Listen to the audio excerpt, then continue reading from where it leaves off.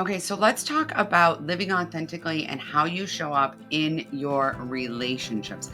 This can get a little bit complicated, especially when we're talking about things like our family of origin, who we may have relationships with that we want to continue contact for whatever reason, but it's not necessarily the safest place to show up authentically, or maybe the people in your life have preconceived ideas about who you are based on what they know about you from your childhood, things like that. I know I have that a lot.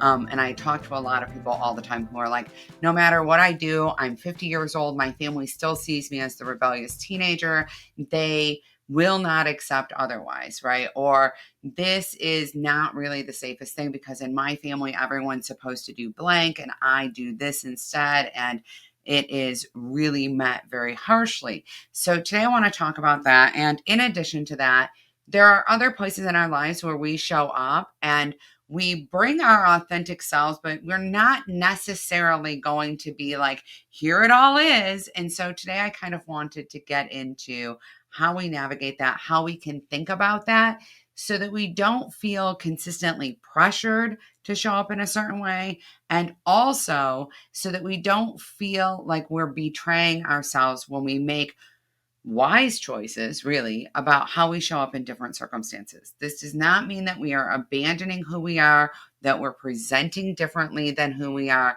This is really more about who do we show how much to, and how do we get that in our minds in a way that is really clear. Now, this is the easiest way to know I know how to do it. So I'm going to go ahead and draw it out because I think that the visual will really help a lot of you. By the way, welcome to my YouTube channel, Upcycled Adulting, where I am here to help you upcycle your real life into your best life. And that includes showing up as your authentic self and how you're going to do that with other relationships. I always like to make sure that we're talking about the real life scenarios that you will find yourself in. It's fine to be authentic and live authentically in your little bubble, right? But as soon as we have to get out there and start peopling, this can get a lot more complicated. Now, today I was talking about this in my Facebook group, and I mentioned trust circles, and a lot of people had never heard them or seen them before. It's been a couple years since I've talked about them. And so I wanted to just go ahead and draw this out. Anybody who is in my Facebook group, I'm sure is going to be really happy to see this because I was not prepared with the whiteboard earlier. All right, so I'm going to go ahead and get started with drawing it, and then I'm going to explain to you what we've got going on, okay? Because I think that the visual of this can be really helpful.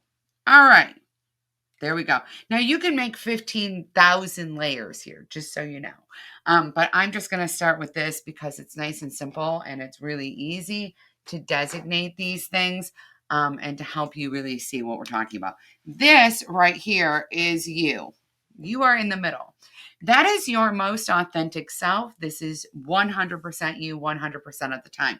Some of us are lucky enough to have people right up here on this ring who really know us, who really get us, who really support us, love us, even if they're not like us, they don't necessarily agree with us 100% of the time, right? They are like your people. This is like, you really know that person. Now, for those of you who are like, I don't have that, I want you to know that most people don't have that. Okay, most people don't have that. I also want to point out here that a lot of times the people that are in this closest ring are not your family. All right.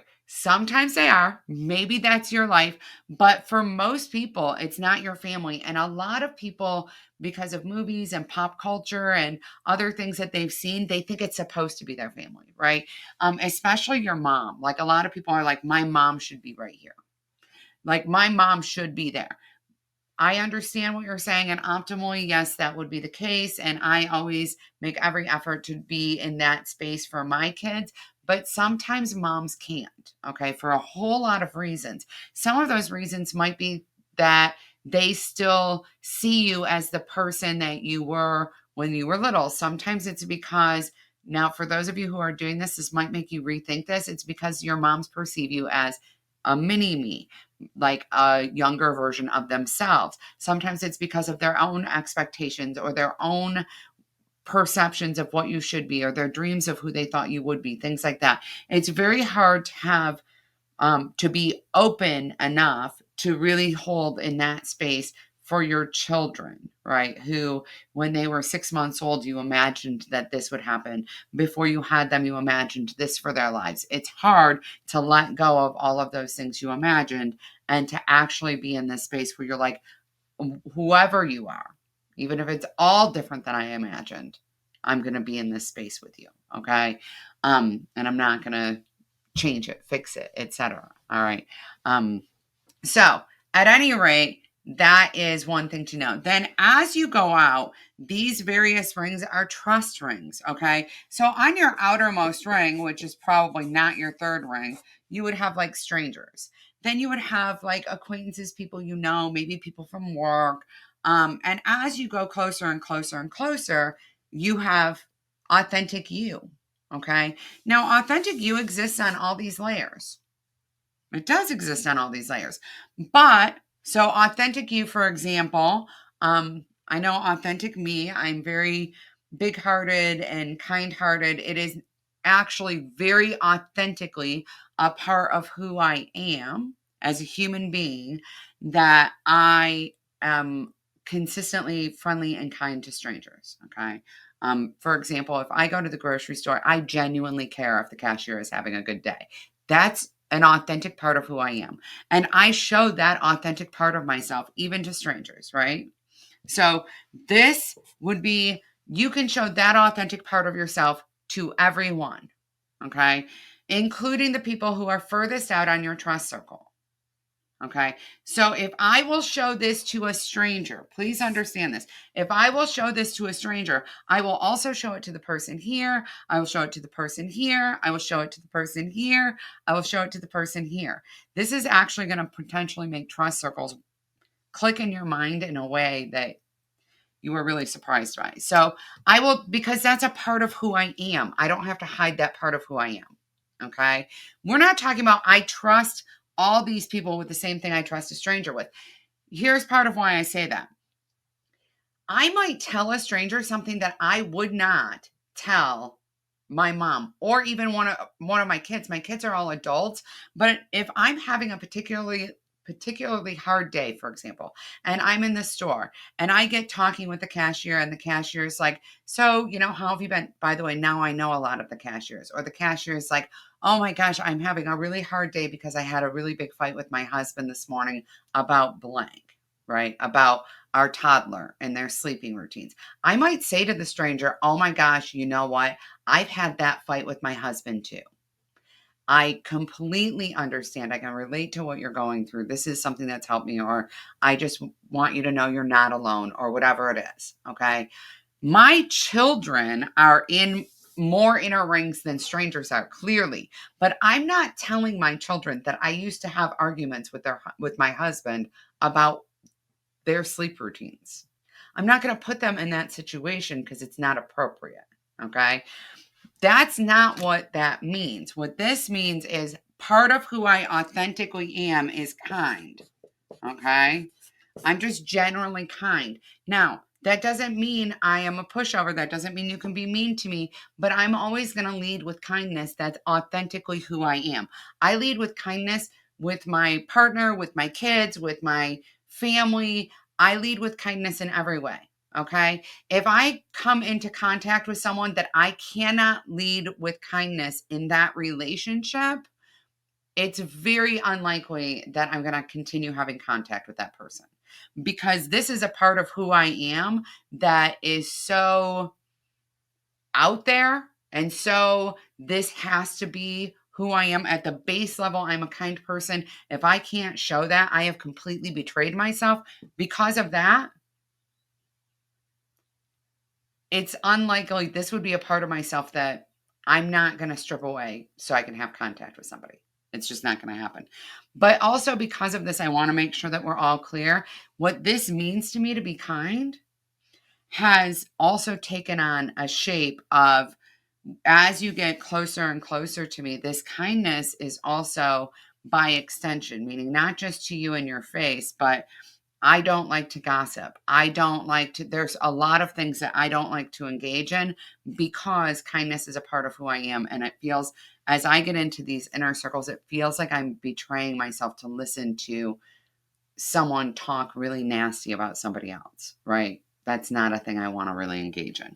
And so that's where that space comes in that I can be like, yeah, as you get closer to me, you're going to know more and more. And there's probably going to be more and more expectations around how this kindness presents. Okay. Now, because I'm kind, there are also certain things that I have zero tolerance of, even with strangers, right? I will not have a conversation. I will leave the store without my things. I will not have conversations with strangers that involve any kind of bigotry. If I hear it, I very frequently drop the kind, and because I'm being kind to everybody else, and I will point it out. I'm a person who's like, yeah, that's not cool. Okay, that's not cool. Using that word isn't cool. Saying that isn't cool. That's not cool. All right. Because being kind to me means also standing up for people that need to be stood up for, right? So this is the thing. I am, as some of you may know, I am the mom of two special needs kids. And so in many cases, I have had to actually step in to a situation or felt compelled to step into a situation with a stranger and say, yo, not kind. Okay, that's not cool.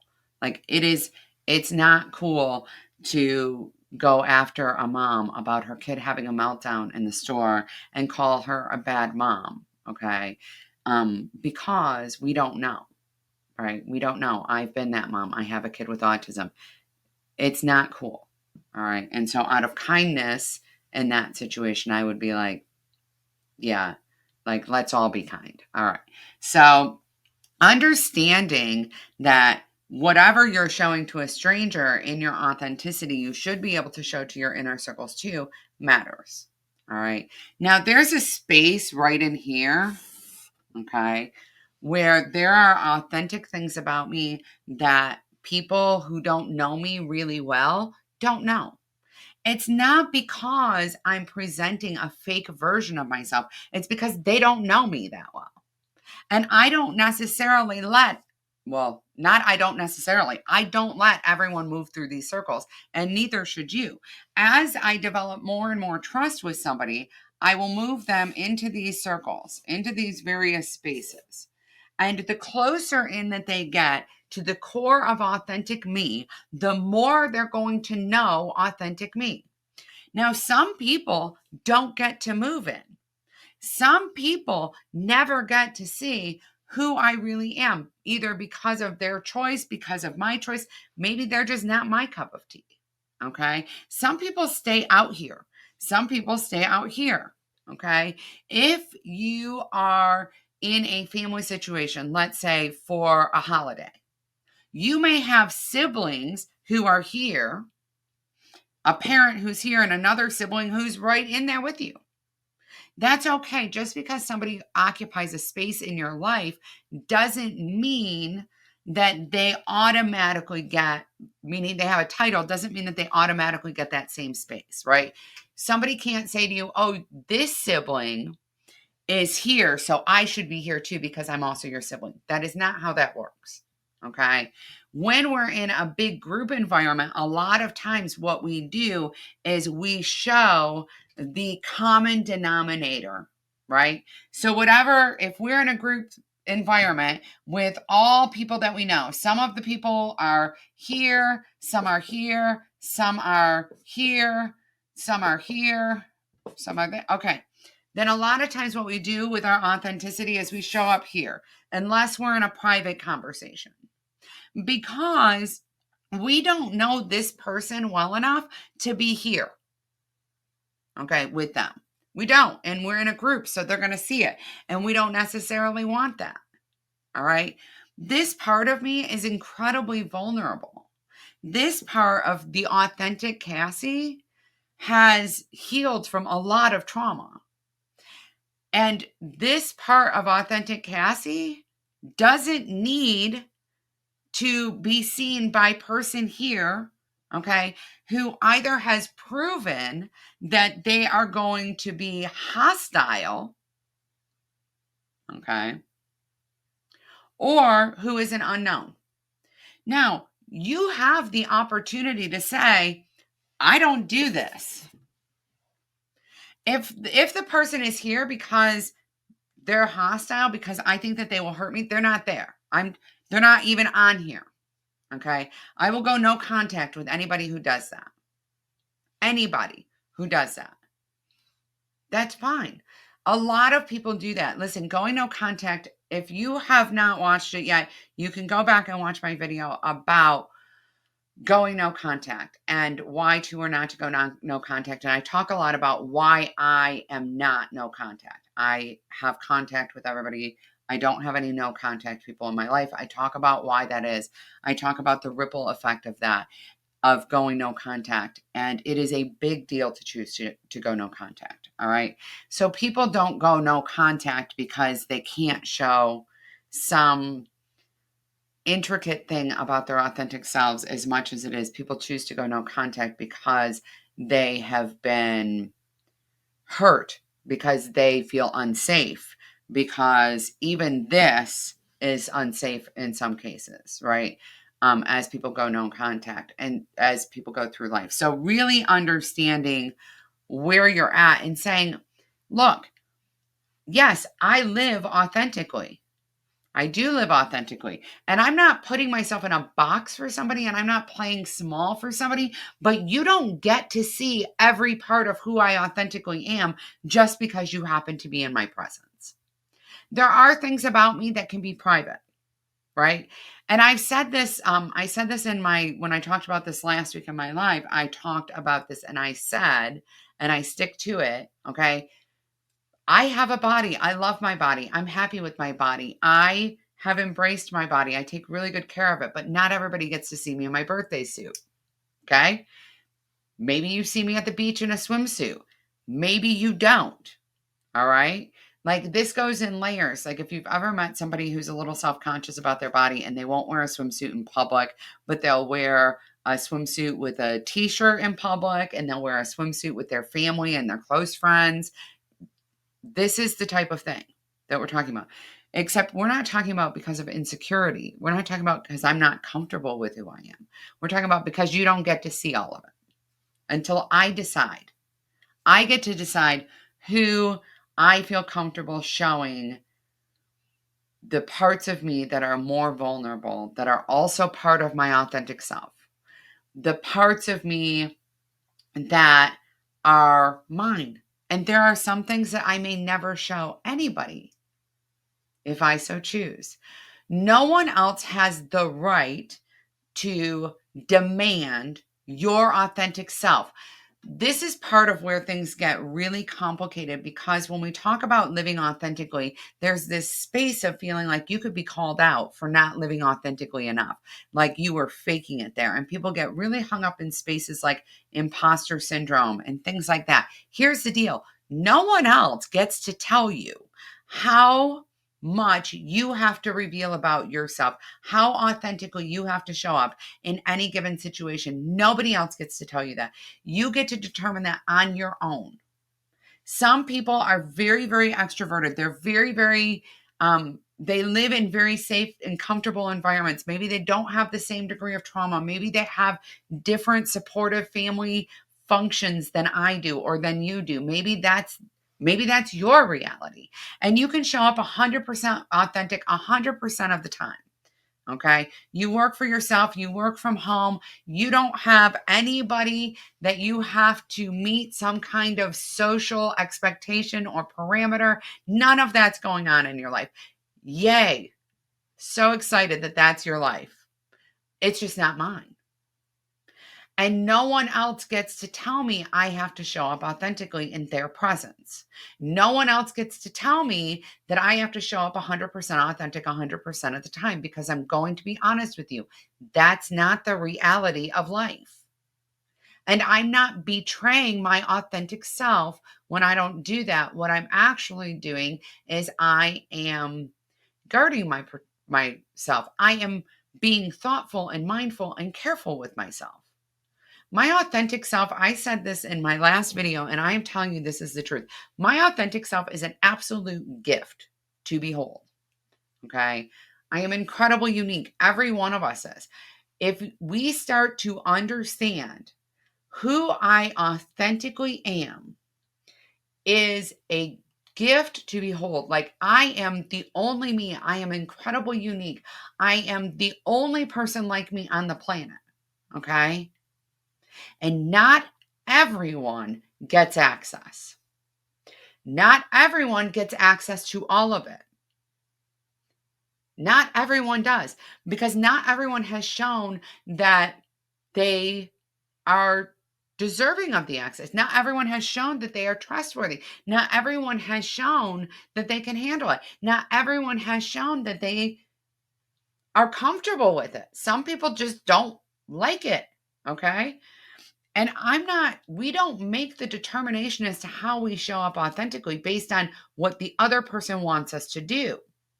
We make that determination based on what we feel most comfortable with. No one gets to tell you that you can't show up 100% authentically. And no one gets to tell you that you're not allowed to. Nobody gets to tell you that you have to. No one gets to tell you. Not even me. If you want every single person you ever meet to rush right in here, know exactly who you are, 100% know authentic you every minute, you do you. If you are in a space in your life that for whatever reason, you're like, everyone is going to be out here, everyone, okay? If that's you, you're like, right now, I am keeping my authentic self to myself. I'm still discovering my authentic self. I'm still digging in. I don't want any outside pressure. I don't want any outside influence. I am not sharing what I'm discovering about my authentic self. I am not ready to. Maybe I never will be. Absolutely fine. You do you.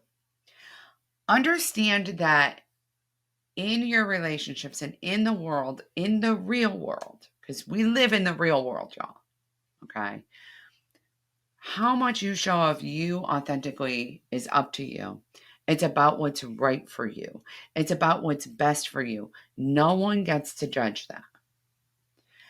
And dropping the expectation that you show up in a certain way in certain spaces with certain people at certain times. I have to be 100% authentic with my mom. I have to be 100% authentic here. I have to be, I have to do, or I'm betraying myself. I'm doing some horrible thing.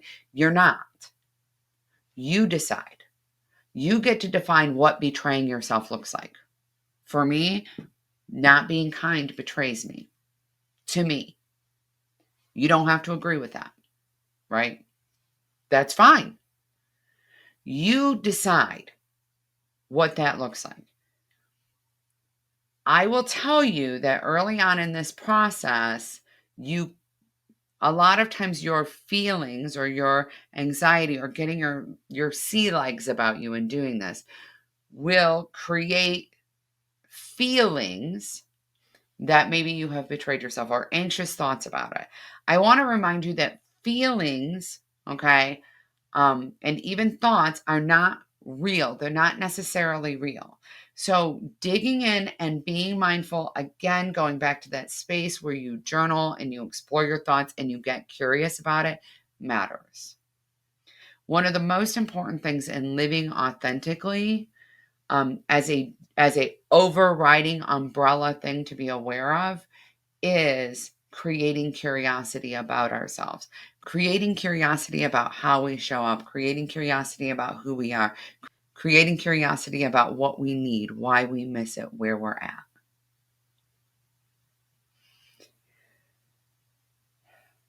It's vital. One of the biggest and most important things you're going to do in your journey with authenticity in relationships, with living authentically, showing up in the real world authentically, is to drop the judgment. And to embrace curiosity. I understand that right now some of you might be thinking, but authentically, part of who I am is judgmental. That is not true. You were taught that. But authentically, part of who I am is insecure and self critical. That is not true. You were taught that. No one comes into this world being insecure and self critical and judgmental. Someone taught you to do that. We naturally come into the world curious. We naturally come into the world with an open mind to grow. It is not authentic to you that you are self critical. That's not authentic. That's something to let go of by shifting into curiosity. I spent many, many years trying to build an authentic life and be authentic and show up authentically. I spent many, many years struggling with how to do that with the myriad of expectations in my relationships, from coworkers to family members to people in my community. I live in a community that's very different than how I grew up. I spent many years trying to navigate that as I was breaking generational cycles and curses and moving into a very new space in my life and living very differently from most of the people I knew.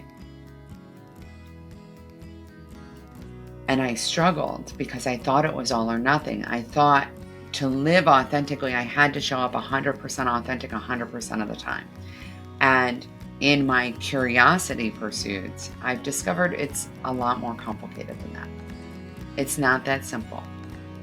And pretty much no one is living 100% authentic 100% of the time. And it's okay. It's okay. That doesn't mean you're selling yourself out. That doesn't mean you don't live authentically. Okay? Saying you are something doesn't mean you are 100% of the time. No one is perfect. No one is getting authenticity perfect. No one. No one is getting authenticity perfect. Okay? So let yourself off the hook. Get curious. One of the most important things that you can do to not betray yourself is to do what feels most natural and comfortable and safe for you. And sometimes that means I am authentic, but I also guard and reserve certain things about my authentic self. Just the way it is. All right, do not forget to subscribe. I am super excited. I'm going to be starting a series about habits. It's going to be absolutely life-altering, and you do not want to miss a single thing. Remember that you are absolutely amazing, and you deserve to live the life you have been dreaming of. Bye, everyone.